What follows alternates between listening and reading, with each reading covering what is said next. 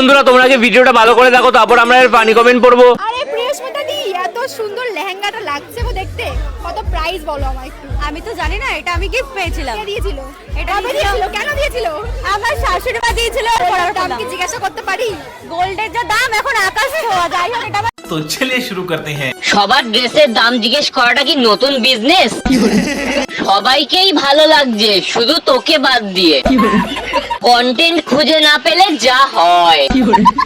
এই বিয়েতে কেন গিয়েছিলে দিদি? সবার ড্রেসের দাম জানার জন্য? উচিত আনসার বলেছো, গোল্ডের দামও জানতে লাগে ওর। যত লোকজন বিয়েতে গিয়েছিল তাদের সবাইকে পোশাকের দাম জিজ্ঞাসা করেছে। এরা কারা ভাই? এদের কি আর ভিডিও করার কোনো কন্টেন্ট নেই? পুরোপুরি পাগল। কতটা অশিক্ষিত হলে একটা মানুষকে গিফট দিয়েছে, সেটা ড্রেসের দাম জিজ্ঞেস করে? ভাই তুই পড়াশোনা কর, একটু পড়াশোনার দরকার। তুই কলেজ পাস করেছিস টুকলি করে মনে হয়।